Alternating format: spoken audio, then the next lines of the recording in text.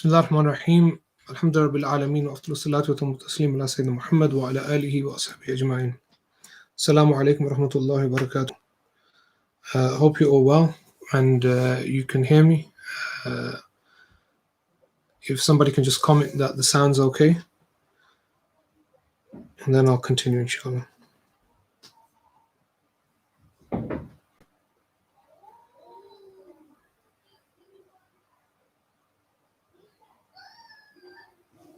Yeah, brilliant, inshallah.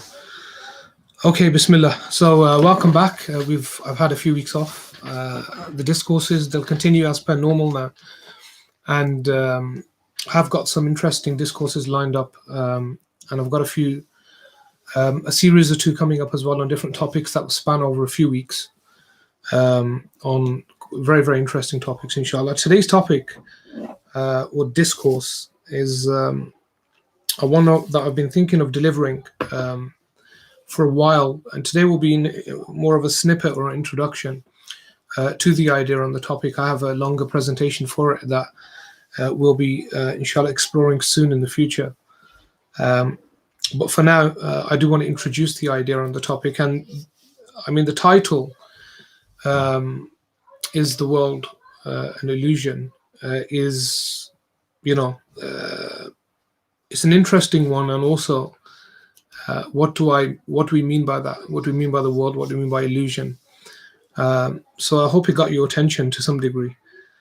And today I want to look at 4 or 5 things. I want to begin with this idea of illusion, what it means. I want to talk a little bit about Plato as well, and try to explore, or attempt to explore, firstly that idea of what illusion is, and then I'll move on step by step, inshallah. I want to begin with this idea of Plato's cave, the allegory of Plato's cave, that there's a cave, and in the cave there are a group of people that are prisoners, and so they are shackled, sitting, facing a wall in a dark room, and behind them is a fire. Now they can only see what's in front of them. They can't see what's behind them. Behind them are some people. You could maybe the soldiers. It could be the wardens, whatever they may be. They're trapped in this cave, and they are walking along with kind of cutout figures of different, let's say, animals or people or whatever it may be, and they're moving along. So what they see on the wall is a projection of the shadow of those particular things. Now they assume that these things are real, but in actual fact what's going on behind them is entirely an illusion. But they have no ability to know that it is an illusion in any way or form.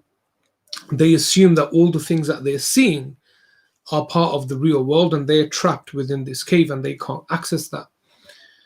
But what they actually are seeing is something that's completely unreal, and there's essentially a puppet master behind them. Now, Plato is very, very interesting overall. Plato's philosophy of forms is quite interesting, and it's for some people, some may find it boring, but there are some very, very interesting kind of discussions about it.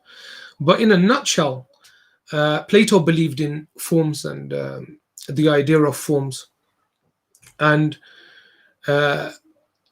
his general idea, and I'll mention the idea of a triangle just to make it easy for everybody, is that a triangle is a three-sided, a three-angled shape.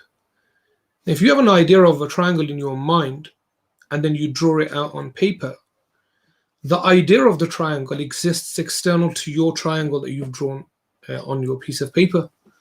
So that triangle has a form that's independent of you, essentially. What you're doing is you're accessing that form, and then you're putting it on paper as best as you possibly can. Now, some people will draw a more perfect triangle than you. Some people will be able to demonstrate that form much better than you. But assume that that form is perfect and you're imperfect. You will only be able to draw or demonstrate that as best as your ability allows you to. So these, for Plato, these forms exist, not just triangles, but all sorts of things exist in forms, and forms are real for him. And your demonstration of them is merely based on your capacity. This kind of plays into his whole idea of rulership, that a ruler, the best ruler for him in the Republic, that is the philosopher, because a philosopher understands the forms best, better than everybody. So demonstrating those things, justice especially, would be best done by a philosopher because he understands what justice actually is. Very interesting idea overall. And our kind of actions, therefore, and the things that we think are just kind of imperfect representations of those forms. But the illusion element is quite interesting, that all the things that we do, all the things that we experience, and this is now moving on to what I want to talk about. Is it real? Is this world real? Our experience is real? And it's a very, very big topic, and I've been writing a module on this called God and the Cosmos, which in the future I'll be able to deliver. And this will be kind of a preamble, this will be kind of an introduction to that. And I want to start with a few things, inshallah. Firstly, the word illusion. I want to start with, what does the actual word illusion mean? Illusion is derived from a French word and then from the Latin. And it's essentially the act of deception, or deceptive appearance, illusion of the mind. And it comes from the idea of mocking, a kind of mockery. Somebody's having a joke with you. It's not real, it's a joke. And that's where the idea of illusion comes from. Now, like I explained in the story of Plato's cave, is what we experience out there, is it real or is it not? And I want to go through different questions. And the questions are, the first question would be, who are we? Second, what are we? What is the world? Third will be, what is the purpose of the world? And, who controls the illusion? And these are things that I want to talk about today. Well, let me give the point, what kind of the intention behind this whole discourse. The intention behind this discourse is quite interesting as well. It depends on your personality, of course. See, people view life and the world differently. Some people are happy and content with working a 9 to 5 for most of their lives and just kind of ticking along and then dying. They have no real interest in, seemingly no interest in much beyond that. They don't have much interest in the metaphysical. Others, however, are deeply anxious about the metaphysical, or metaphysical questions at least. Questions that are not about just things that you just kind of experience, but something beyond that. The question is, what does God demand in the Quran? Does God demand that you just live like, going through the motions? And in my understanding, it's rather the opposite.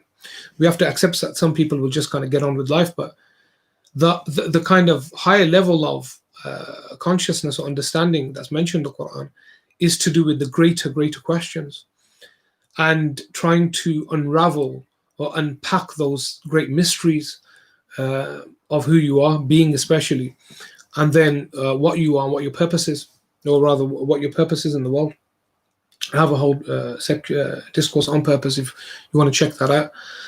Now, I want to get into some interesting things, and I want to begin with if what we mean by, or what different people have said about the world, if it's an illusion or not. And I want to start with some modern discussions, okay? So they're conflicting, or they are contrasting ideas out there about the nature of the world. So there's an idea, for instance, in physics, theoretical physics, which is called the simulation hypothesis. It's incredibly interesting. And it's the idea that, according to especially some, in the last 10 years, some leading theoretical physicists in the world are moving towards an idea that this world actually seems to be a simulation entirely. That there seem to be data patterns, you could call them, that they have found, and consistencies in that infer that actually our entire existence in this world is a simulation.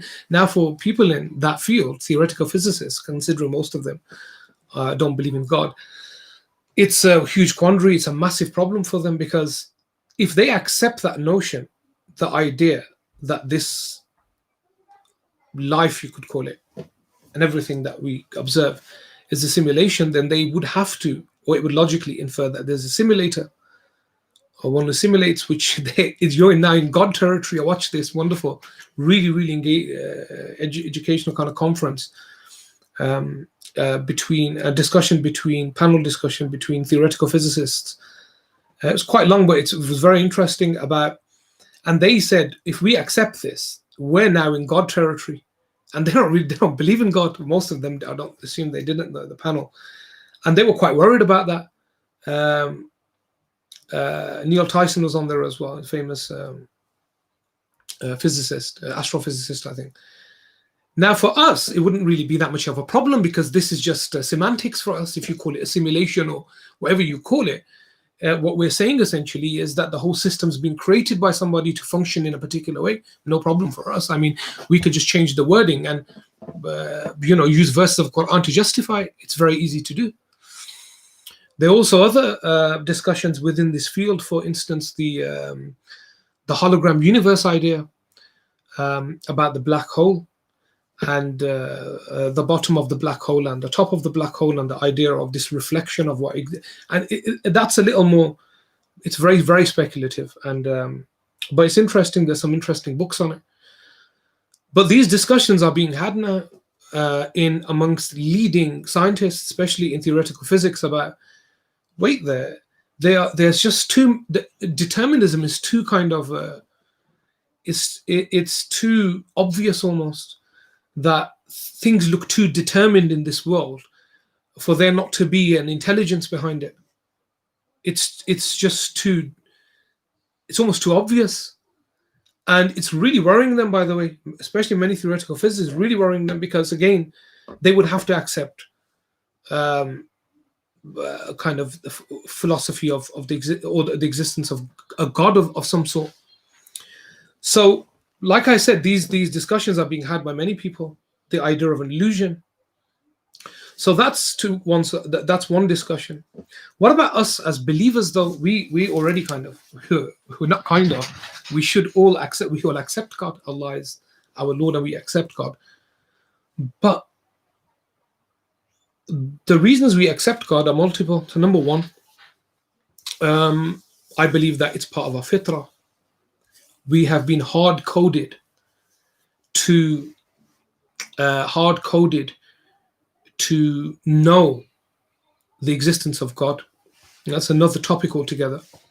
And that's why people are always pulled towards this idea of a creator, always, whether they like it or not. They will always end up at that place. And it feeds into the ontological argument a little bit. Number two, as God says in the Quran, the way that He has created everything, as his physicists are saying in the simulation hypothesis, all the indications point to one thing, that somebody made this, created this, could call it simulated this, whatever you want, where do you want to use it. Doesn't really make a difference here. So that's another reason. But the third reason, which is incredibly important, is our own experience, the human experience here, which infers the existence of God. And I want to begin with that. I want to ask a question. For us as believers, what is the world? This world that we live in, we experience, wake up every day. What is it? And I want to begin with an interesting Taoist master who, so this Taoist master, he falls asleep. And in his sleep, he sees a butterfly. No, sorry, in his sleep, he is the butterfly. So he's flying and whatever he's doing. And then he wakes up and he speaks to himself and he says, his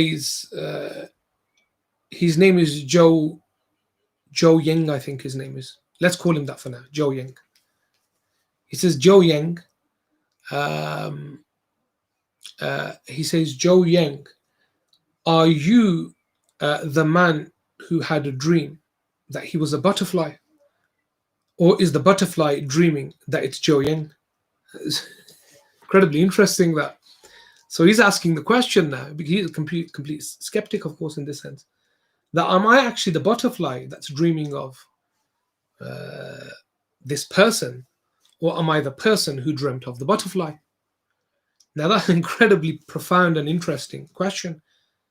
We sleep every night and we observe things in our sleep, although there are two parts of sleep, which I'll touch on a bit later. The rapid eye movement, the kind of REM sleep, and then there's the sleep that you don't remember anything, which I'm gonna address later. When you wake up to this world, is it in fact that it's just a form of illusion, in a sense where it's you're experiencing it, but is it real? Now, for most Muslim theologians, they all said we have to accept the idea that things are real, otherwise we wouldn't be able to function, of course. So things that we experience, we have to assume that they're real, and if we assume that everything was unreal, then it wouldn't be a function of life. It wouldn't be life, would it? You would fall into all sorts, like some of the Greek philosophers, the complete kind of sophists who stopped believing in the reality of anything. So one of them, I remember, fell off a cliff and died because he felt, was it certain that if I fall off this cliff, I'll die or not die? I don't know. Anyway, he ended up dying. So we need to anchor our existence in something. So we, of course, believe this. But is the human being just that? Is it just this, the world that we observe, that is this it? From that perspective, it is an illusion. I.e., if we believe that what we experience here, this is experience, the be all and end all of experience. It's not. It's in that idea is an entire illusion. And illusion, interestingly, God talks about it in the Quran. God even uses, I would say, this very word. God uses this very word in the Quran. And I'm going to get to that a bit later.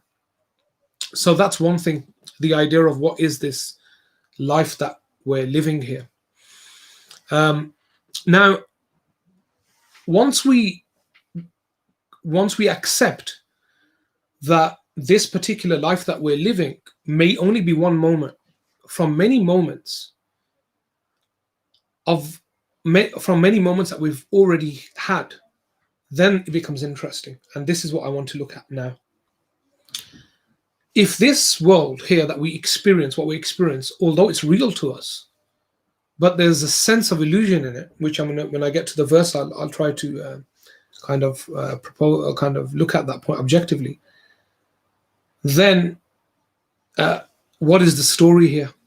What is the story? Who are we? What are we doing here, etc. So I want to talk a little bit about who I am, who you are, who we are. I want to talk about the birth idea, and then we can understand the world better, I think. You currently and me, you and I, here in this world, planet Earth, we have names. I have a name, you have a name. We have an identity. Identity is normally kind of engineered by society in a sense, isn't it? The stuff that you like colors that you like, etc., mostly through influence. But we are what we are. And we've been tailored a particular way. We have a personality. We have some attributes that we've had since we were children, seemingly hard-coded into us. And then we go through our lives. And as people of religion, God sends messengers to the world that give us reminders of what our purpose is here, because we can't work out our purpose. Most often it's very difficult to do so. So we're constantly having to be reminded. That's fine and that's all good. But if we stripped away some of those things, your name, the way that society's molded you, take that away. What are you left with? So these are the following questions. Number one, are you your body? That's number one. Or are you your intellect? Or are you neither? An interesting question, isn't it? Well, your body changes. It's always changing. You were a baby, then it became a child, and then it became a teenager, then it became an adult. It depends what age you are, but I assume mostly adults are listening to this. So your body is always changing. But yet your experience of your feeling, your existence, that is, and your body, therefore, are two different things. Because your body is constantly changing, so that can't be you in that sense. You feel it's you, but that's many yous then, isn't it? Many versions of you. So you've gone through many versions of you.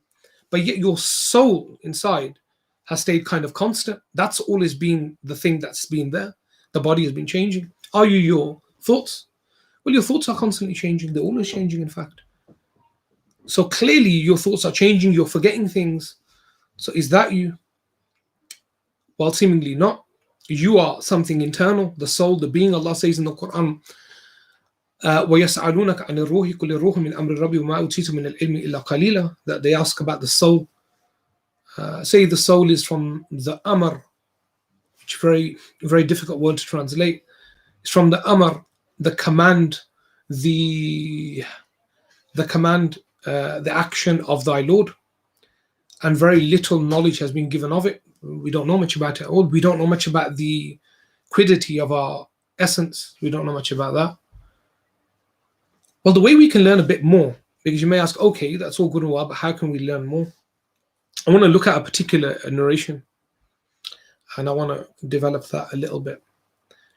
It's about the illusion of the world. I'm going to get to that point when we look at the ayah, but I want to build that narrative up a little bit. One of the worst things that one of the greatest illusions is to think that what we're doing here in this world daily, the job that we have, the money that we have, the wealth, these types of material things, or better say material life and world, has any value outside of function, i.e., it helps us to do other things, a means. Outside of a means to do something in the world, it's entirely an illusion. And that's what Allah constantly talks about in the Quran, about this idea, for instance, in الَّذِي جَمَعَ مَالًا, in the Quran, that a person who الَّذِي جَمَعَ مَالًا وَعَدَّدَهُ يَحْسَبُ أَنَّ مَالُهُ أَخْلَدَهُ. That a person, he constantly gathers wealth and he keeps counting it, assuming that it will allow him to live forever. It's an illusion. It's just a means to something else. It has no value in and of itself in that sense, except it has a function. And then God talks about many other things, and in the verse I'll discuss that. But if one assumes that there's any importance in these things in the world, material things outside of as a means or a basic function, that's the first illusion. And that's an illusion that nobody can really disagree with. And the way we know that is by the following. Who are you and how old are you and where have you come from? Very interesting. Have you lived before? Is the question. Or was your incipiency, or was your genesis at the point that your mother gave birth to you when she was pregnant with you? Was that when you began? Clearly not. In fact, no way. It's not possible for what we know now, from what we know now. There is a verse in the Quran, and there are several hadith, but I want to just talk one statement, and a statement of Ubay ibn Ka'ab, a great man, companion of the Prophet ﷺ, and a great master of the Quranic kind of tafsir of Quran, commentary on the Quran, and he was an expert in the Quran. He was a hafiz as well. He's a companion of the Prophet ﷺ and very dear to the Prophet. In fact, the Prophet ﷺ said to him, Ubay ibn Ka'ab, that God mentioned him, Ubay, to the Messenger of God, and then he wept when he heard that. So a statement of his, which is very, very interesting, and he says that Imam Ahmad narrates it, that قال جمعهم الله تعالى فجعلهم أرواحا ثم صورهم فاستنطقهم فتكلموا ثم أخذ عليهم الأهد والميثاق وأشهدهم على أنفسهم ألست بربكم قالوا بلى. There's a verse in the Quran, a very important verse, when Allah says, وَإِذْ أَخَذَ رَبُّكَ, when your Lord took from you, from min bani Adam, from the children, the progeny of Adam, min dhuhurihim, from their, now this is interesting, from their backs, min dhuhurihim, dhurriyatahum, their progeny, min bani Adam, min dhuhurihim, dhurriyatahum, wa ashhadahum, and he made them witness, ala anfusihim, or made them witnesses against themselves. Alastu bi rabbikum, God says, declares, am I not your Lord? Qalu bala, they said, of course, you are our Lord. Shahidna, they said, we witness, أن تقولوا يوم القيامة إنا كنا عن هذا غافلين, that you will say on the day of judgment, إنا كنا عن هذا غافلين, that we were negligent, we didn't know about this covenant, God. Now, this moment is a moment that's indicative of essentially a previous life. And by that I mean our existence as beings, me and you and all of us, is ancient in that sense. It's very old. This existence, and I'm going to talk about, because I didn't translate the statement at Ubay bin Ka'b, is prior to birth. Like I said earlier, are we the body? Are we the mind? What are we really, Well, clearly we existed outside of that form, the form of the body. And we have this whole conversation with God, it seems, this whole witnessing. That, of course, I can't unpack today. Like I said, I have a longer series coming up on that, which is very interesting, and a lot of cross-examination of different traditions about that. But I want to mention this statement of Ubay bin Ka'b and then get to the verse on illusion. He said, Jama'ahumullah, God gathered them. Gathered them. Now, at this point, it seems our being had no, it was just like pure consciousness. There was no ability to communicate. It wasn't there. There was no ability to, we were not as we are now, let's put it that way, but we were our core, our essence. Then he says, فَجَعَلَهُمْ أَرْوَاحًا, then God made them souls. ثُمَّ صَوَّرَهُمْ, and only then did he give them form. Prior to that, they did not have form as we understand it. Yeah, form as we understand it. And like I said, in the future, I'll comment on that, what that word I believe means. Then God gave them either cognition or ability to communicate. Prior to that, they didn't have it. فَتَكَلَّمُوا, and then they spoke. They communicated. Then God took the covenant from them and made them witness against themselves. Okay? أَلَسْتُ بِرَبِّكُمْ قَالُوا بَلَى. When did that take place? Again, that's a longer discussion, but most certainly many, many, many eons, many millions of years ago. That period then, from our, you could call Genesis, to our appearance in this temporal world, this illusion that we have, illusion of the way we look at it in that sense, and the way we believe in its foreverness. Then we came to this place, this world, and there are many, many narrations about that. Now, there are certain verses in the Quran where Allah talks about death, life, death, life, death, life, over and over again. That God is the one who created you, and then He gave you death, then He gave you life, then He gave you death, then He will give you life again. That, and death we know is not death as in soul death, you could call it.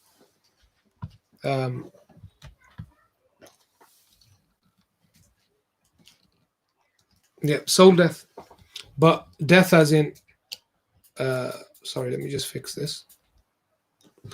As in as Imam Ghazali says, انتقال الروح من مكان إلى مكان آخر, that our essence moving from one, or transporting or transitioning from one life to another, in a sense, one place to another. Now, question is for everybody, does anybody remember any of that period? I mean, let me know in the comments if you do, but generally, no, you don't remember it. Were the experiences there? According to hadith in Bukhari, according to Khattabi's comments on that hadith, according to Ibn Hajar, according to others, they have gone and said, well, yes, it seems there was communication, because in this narration, Ubay, it says, فَتَكَلَّمُوا, we had the ability to communicate, we had form. So we had experiences, we had life, we existed in that place, become absent from our minds, and then we're set to this place, this temporal world, for a period of time, and we forgot all of that. And then we will die and leave this world, and then yet we will be transported to another plane, which is known as Al-Barzakh, again very similar to the first place possibly we're in. And then again we will die again, in that sense we will leave that place again, and then we'll come back here, and then we'll transition or transfer to a final place. It seems part of our existence is multiple lives, multiple lives. The life of this, the life of that, the life of this. And that's why I said right at the beginning of, what are we then? What is our being? And that's a deeper question. But what we definitely know is that we're constantly transitioning from one experience to another experience. And the illusion is to assume that this right now, this here, this experience is the experience. That's the illusion. That there weren't any experiences that preceded that, and there will not be any experiences to come after that. That's the illusion, and that's why God constantly, over and over again, the Quran talks about how foolish people are. How foolish people are. Many verses on this, thinking that this is the true reality of things. I want to get to the verse, inshallah, and then kind of develop, look at that. So Allah says in the Quran, وَمَا الْحَيَاةُ الدُّنْيَا, and Hayatul Dunya in the Quran is in reference to our living, existing in this temporary structure, you could call it, the world that we have. What is it? What is this Hayatul Dunya, this life that you're living? That is, the Hayatul Dunya is quite interesting as well, because Dana in Arabic means to be low. Now some say it's low because of where the essentially the earth is positioned. Others say no, it's low in relation to what comes after. And there's all of these ideas, but it's interesting that God calls it that. This low existence. This low existence. What is it? Illa mata'ul ghurur. Illa mata'ul ghurur. God says, what is it except a temporary illusion? Not temporary illusion. God says, except a illusionary pleasure. Mata'ul ghurur.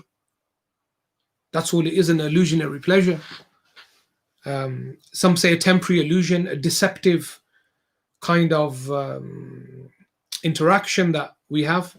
Now this is a verse of Quran, and it's God speaking, defining it as I did at the beginning. In other verses, God also talks about the complete misunderstanding of time as we understand it. That you completely misunderstood time. When the person dies, God asks him, the angels ask him, how long were you on the earth? And he says a day or half a day, I don't know. Don't remember. Ask the angels, they counted it. A day or a part of a day. He completely has no idea of how long he was even there.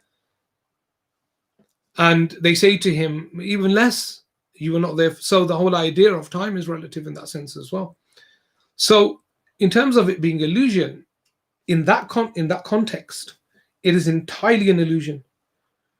Even from the other perspective I talked right at the beginning, addressing this idea of kind of the physicality or the material of the way that the world is structured, all the inference is the same as well. What I want to look at now is, what's the point of all this? Is it just having a nice conversation, part of it, or is it, or discourse, or is there some point to this whole discourse? Is the illusion element 100%? There's a point to it. And the point to it is what the Messenger of God said over and over and over again about what? About oneself, one's purpose, etc. Most of the things that we do, most of the things that we feel, they are seen through the lens of the ego. The ego. what we call in Arabic the nafs, the Buddhists called the ego. There's loads of names for it in psychology. They have different types of it: the id, the super ego, the shadow self, all these. But we have a traditional understanding, not only in our religion, but in other traditions as well, of this idea that the human being is being blocked. The true being, what we truly are, is blocked or veiled by essentially the nafs or the ego, which does not allow it to really see true reality, what we call haqa'iq al-ashya, which the Gnostics, the Sufis, they talked about, that they began to see things as they actually are. Of course, the prophets are clear that this is the way that they see reality, as things actually are. And that's why they have all these visions and they see things in its real form, or in its true form. We go back to the idea of forms at the beginning of Plato. Now, the ego prevents us from this. And if you look throughout the Quran, God talks about this war against the ego. Abu Sidi talks about this, وَحَاذِرْ in nafsa, حَاذِرْ nafsa, that, like, be very cognizant and be very in tune with what's about this kind of enemy almost that you have within you, that you're seeing the entire world through its lens, not the true lens. And so in spirituality, there's an idea that of ego death, but the first part of that is that we constantly, the only way of ridding ourselves of the illusion that we see around us is by removing from ourselves the ego. And that's why the Prophet ﷺ mentions in all these hadith and all these ayat that we've been reading, that we read constantly about good character, about the idea of anger, for instance, the idea of arrogance, the idea of jealousy. All of these things are all the ego. All of them are the ego. They're the nafs. And what that does is it prevents one, me and you, from seeing the reality of things, what things actually are. And it's the first point of, you could call it realization. So when, you hear in some lectures and people of spirituality talking about the idea of takhalli, removal, they're talking about that. They're talking about the idea of that you can never witness reality unless you begin to remove this ego and see beyond it, because it won't allow you to do it. Fear, anxiety, for instance, are two things from that as well. It's not allowing you, it's causing fear within you and anxiety. In fact, there are two verses that are incredibly interesting about that. One of them, of course, is Allah inna awliya Allah khawfun alayhim wa lahum yahzanun. Inna awliya Allah, that the guardians that God has placed on the earth, the awliya, la khawfun alayhim wa lahum yahzanun, they have not anxiety nor do they feel sorrow in, like other people do, you could say. The other verse, that the devil is the one that puts fear in you. He puts fear in you. This is all the idea of the ego, you see, that's been preventing us constantly from seeing things as a reality. And this is a very long journey. Of course, people spend all of their lives on trying to get to that idea of seeing things as they are, getting beyond the illusion. The greatest part of it was my original point. Aside from the way we are and the way we need to become, the idea of material is the most important. If one cannot get beyond that, then there's no chance. If one cannot get beyond the idea that materials in this world, material life, money, all these types of things, have absolutely, are entirely an illusion, and the only function that they have is as a means to something else, then one can never ever traverse or go beyond the ego. It can never happen. That you cannot even begin your journey. And I mentioned a hadith of the Prophet ﷺ, and there are many narrations, and like I said in the longer discourse, we're going to discuss all of them in detail, and wonderful kind of openings, that the Messenger of God one day was talking about wealth. And by wealth he meant everything that's material goods that we have. And he said, your wealth is only three things. And they said, "O Messenger of God, what are those three things?" He said, your clothes, as long as they are on your back. As long as they're on your back, because once they're not on your back, then meaning that's the only use they have. You see, meaning ownership. The idea of you owning something is only whilst they're on your body or you have it. Number two, he said, your food that you're eating, that you're consuming, until it's digested, it's gone. Look how temporary that ownership is of that material, even what you actually have. And number three, your charity that you give until it's used. I mean, once you've let it go and it's used, it's fine. You don't own that anymore. And these are the only three things you can even call wealth or call something that we own. So the inference there was that it doesn't matter how much you hoard. It's not wealth. It's just an illusion. You see, it just had a purpose. It fulfilled it, and it's gone. That's what it should have been. And only for short moments do you even have ownership over the idea. In fact, there are hundreds of narrations that infer this whole idea about this illusionary realm and how humans have made it the kind of hard truth, you could call it. And I want to unpack that a bit later, but my point today is about the illusion of the world is that it seems now we live in a consumer era and a material orientated era where post religion, spirituality, and although there's a big opening that seems to be coming in terms of spirituality, we have bought into the illusion entirely. The believers were supposed to be people who have iman. What does Allah say? الَّذِينَ يُؤْمِنُونَ بِالْغَيْبِ, the people who believe in that which is unseen to the naked eye. Meaning not the illusion. They don't believe in the illusion. They believe in that which they can't see. The believers were the ones who struggle hard for what? For that which is real, not that which is illusionary. And God constantly talked about it in the Quran. So if everybody out there, if we have these anxieties and have all of these things, we should ask ourselves the question, how far and how deep are we in the matrix? How far and how deep are we in the illusion? And when we actually wake up from that illusion and realize that, wait there, this is just one little portion of a long line of events that have taken place and are still to take place. And we have invested our entire thought process, emotions, and life into being deluded into thinking that this is what it is. And that was my main purpose today of Is the World an Illusion? And the conclusion to that in the context I've discussed, absolutely and entirely.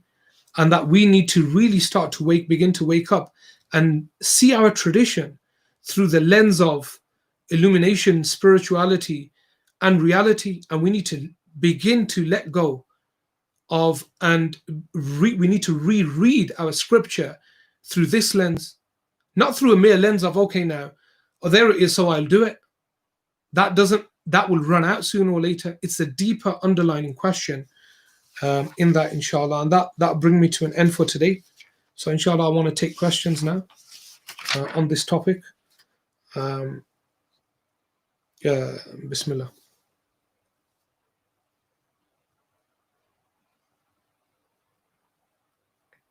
Hamza, if you can navigate the questions for me.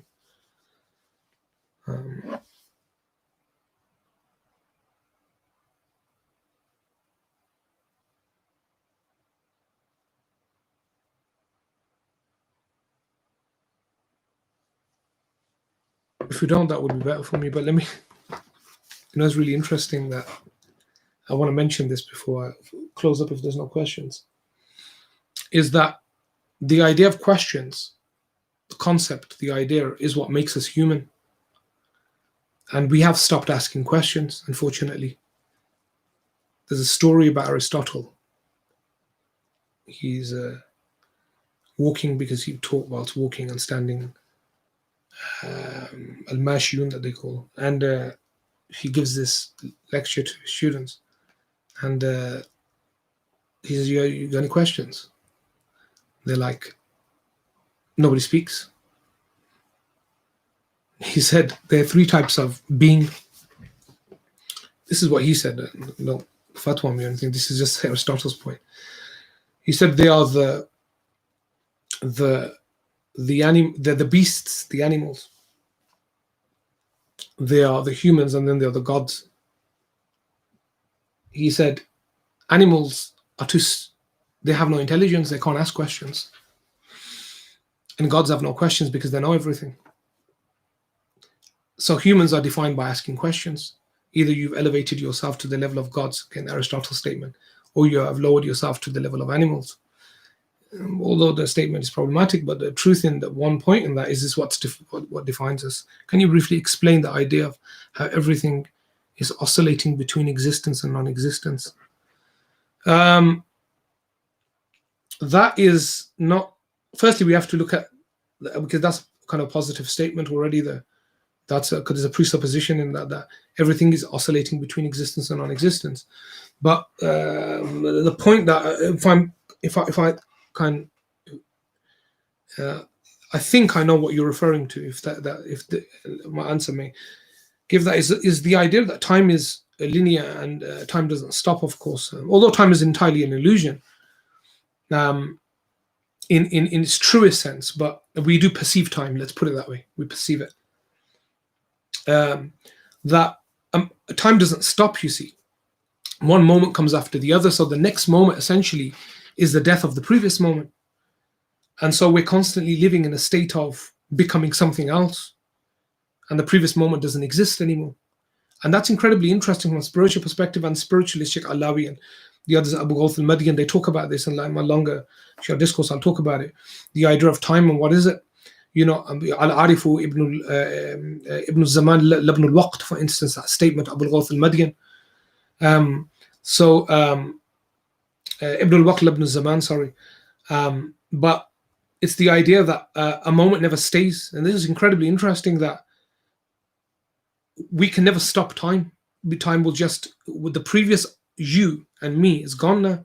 In fact, this whole discourse, that was a previous me, now there's a new me, in the sense that I now have another experience. I've had multiple experiences in that period of time. And now I am something different than I was an hour ago. But that will require a lot of unpacking and what that means. And Allah talks about that in the Quran as well. And it's to do with the idea of spiritual evolution and these types of things. But I don't know what the question specifically was, though. Maybe. Sometimes we feel as though we've done something already.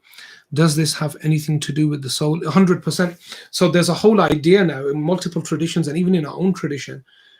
For instance, the Buddhists have this idea of previous life trauma and reincarnation, although we don't, our tradition doesn't accept the idea of reincarnation in the same context as they're talking about.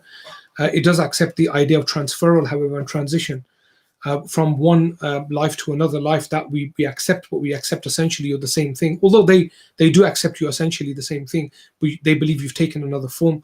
And again, we also believe we possibly have taken another form, but we don't believe that, you know, this kind of life on this earth is just repeating itself in a constant loop until you get rid of your karma, and then you reach enlightenment, and then you can move on. We don't kind of believe in, that you're thrust back and then it repeats itself until you get rid of all your bad karma. But we do have in our tradition, like I've already mentioned, this idea that we have been living for a very long time, and most certainly actually. So we have the idea, do memories then pass on, or do we then unpack? And I can't discuss it today, but I believe so. There definitely 100%. I do believe in that. And there's had several hadith that infer that as well. Why would Allah say in the Quran exactly that? Why would He said He made them witness themselves? So on the day of judgment, they can't say that we were negligent, because clearly we accessed that memory at that point. Oh yeah, I remember now. So it's clearly there. Harun Yahya says in one of his writings, everything is an illusion and all our senses are created or manifested in our minds. Nothing is there. It's a reality. Can you comment? I don't know what he said. I'm not a fan of Harun Yahya anyway. But that's a deeper kind of, requires a deeper unpacking of what we are. And it depends how you define what illusion is, of course. But color, let's take color for instance. What is color? Does the color blue, does the color red, does the color yellow actually exist? You know, do colors exist in that sense? And there's a whole theological discussion about that. Or is it merely how our It's just a reflection of light, how we're seeing that. Does smell exist or not? Or is it just that that's the way we've been programmed? Does it exist independent to us? That's my point to you. Does sound exist? These are all kind of philosophical questions that have never really been answered, but that wasn't really the topic today.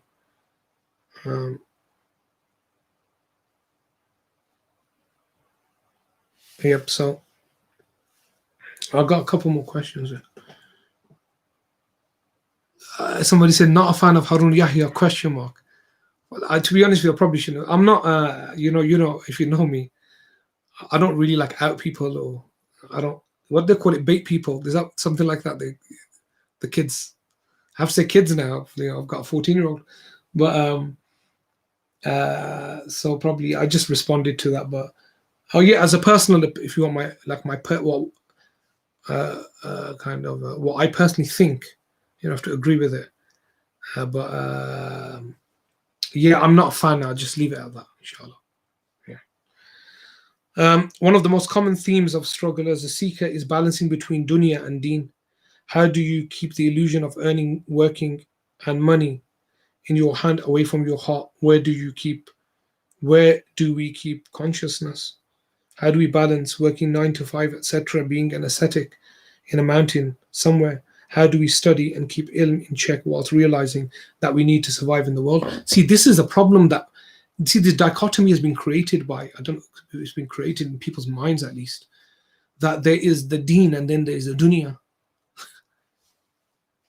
Yeah. And so everybody's kind of like, okay, here's my deen and here's my dunya, and I need to somehow balance. And then people talk about balancing deen and dunya. I don't see it like that. That just confuses people even more in that sense. See, these two words, when we create these ideas that here's deen, and so deen is defined as this and dunya is defined as this. You see, those definitions really lead to kind of problematic ideas and won't answer this problem. Firstly, we have to redefine all our terms. We need to get our epistemology right. I don't see this conflict of deen and dunya.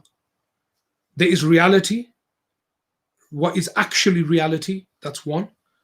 And there is what we are currently living right now in our, when we wake up from our dream, in your night, when you wake up in the morning, these few moments that we have in the world,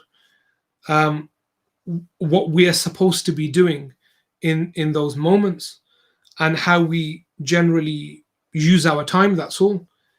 That doesn't take away from the reality will always be constant. That's reality stays how it is. That doesn't change. The problem here is that there's an assumption that to come to realization, you need to therefore give up your job, or you need to stop earning, or you need to go into a mountain. See, this is the problem. This is the first problem. It's not that at all. It's a mindset. It's coming to realization in your mind of what things are, what value that they hold. You see, that's why I talked about ego. It's about getting beyond the ego and getting to what's reality, getting beyond the nafs and looking at what reality actually is. It's not about not using things for what they are, or what have they been kind of determined for by God. Money has been placed in the world for a reason. It's a currency. Money was never created to hoard, it was created to use. You know, post-agricultural age, before people were, what were they doing? They were just kind of exchanging, I'll give you a bunch of vegetables and give me a sheep. It was all to do with tasarrufat. There's this kind of transactionary idea. We created an illusion when it comes to money, when we placed, we placed within an incorrect value. We gave it kind of a value that is an illusion.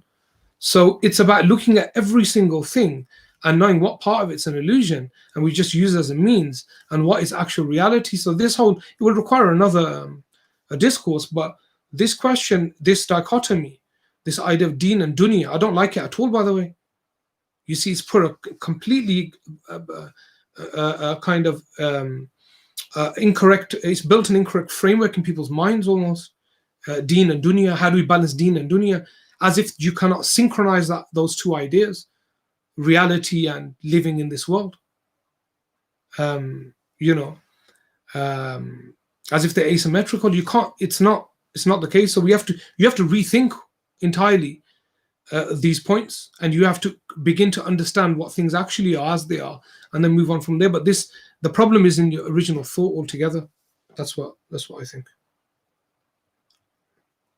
So inshallah, we'll close up there for today. So we are back, inshallah. So spread the word if you want. If you don't, then don't. It's up to you. You know, if Allah brings any benefit from these discussions and discourses, it is just what God willed. So, but do try to spread the word and get attention and get people in watching, inshallah, asking questions, and hopefully Allah will allow us to have these openings in these discussions and learn more and make our lives better and become definitely better people. I'll see everybody next week, inshallah ta'ala. And next week is a week that will begin a series, inshallah, which will span over multiple weeks. Just keep an eye out for what it will be, inshallah. Assalamu alaikum wa rahmatullahi wa barakatuh.